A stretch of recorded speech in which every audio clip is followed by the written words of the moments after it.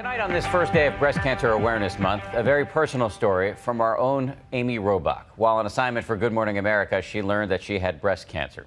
Tonight, what happened next, and Amy's reflections 1 year later as shared with her friend, colleague, and fellow cancer survivor, Robin Roberts.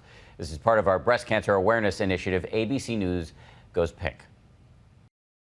And I started thinking, wow, if I've put it off, how many other people have put it off as well?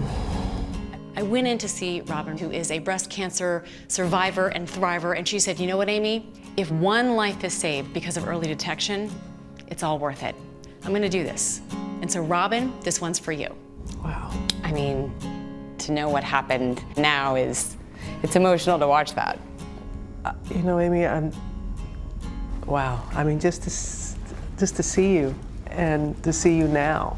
Talk about life-changing moments happening when you least expect it. But now to a very, very brave moment. Our dear colleague, Amy Robach. She's one of the news staffers having a mammogram. This was me exactly 1 year ago today, live on ABC, about to get my first mammogram.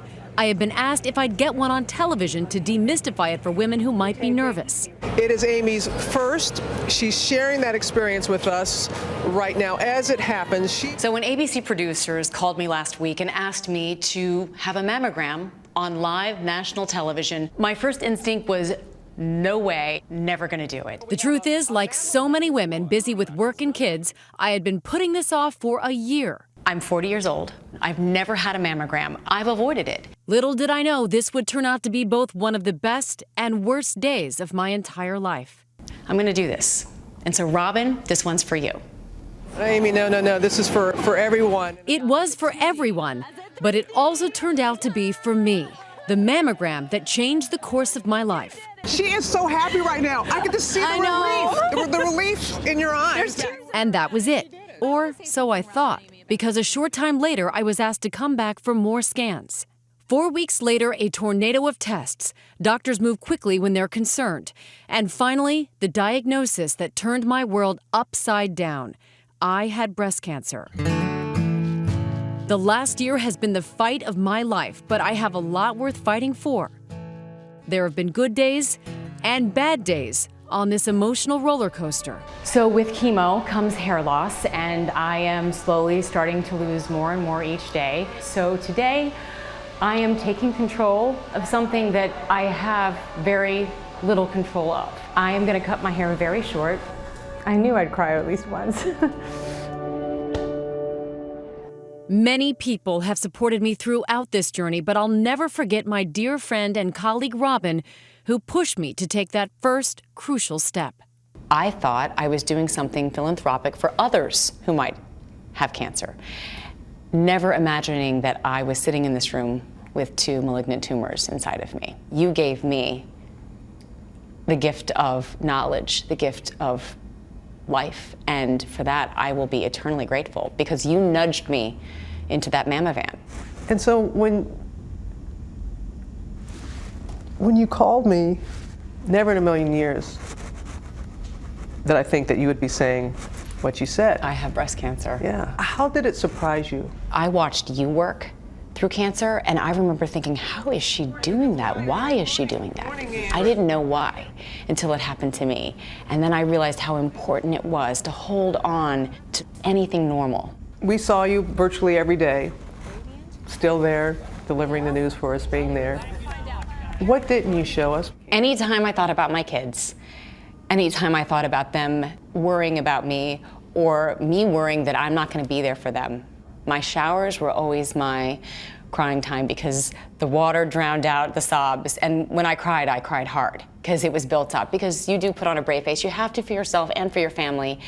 And you want to for all the other women who are out there going through the same thing with you. You want to show them that you can be strong, but of course we're not always that way. And I think that another lesson that we're showing people or teaching people, not just the two of us, but those wonderful people that surround us each and every day, and how you can care for a colleague, a friend who's going through a challenging time. And to sit in your chair was such an honor while you were battling your second bout of cancer, but then to have you walk me to your chemo chair that you had sat in 7 years prior, To be able to poison you. to sit in your chair in two completely different ways. But it was so fitting, actually. That was a surreal thing for me, to see how it all had come full circle. What is it that you want to get across to people? We have to make sure that we're vigilant about our own health and giving women that nudge. So you nudged me. I hope to nudge other women into that mammogram exam room. You could have continued to put it off, and here we are talking about where we are a year later, and I'm thankful you're sitting in that chair a year later.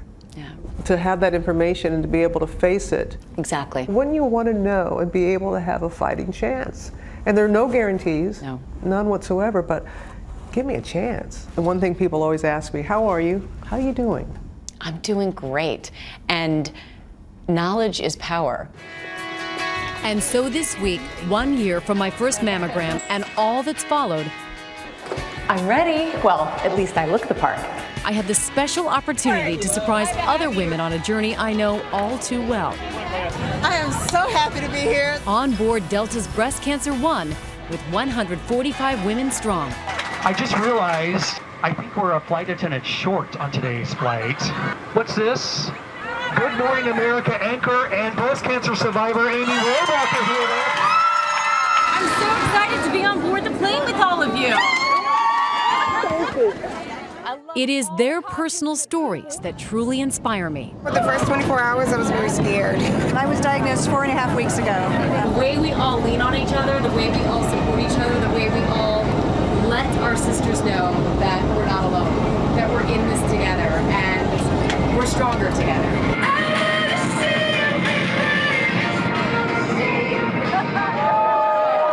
We landed in New York City, where the women were greeted by hundreds of supporters. Their faces said it all: gratitude, grace, hope, and joy. I'm looking forward to the day where I won't even think about cancer. I'll just think about living.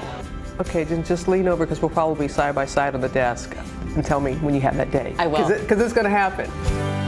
For Nightline in New York, I'm Amy Robach.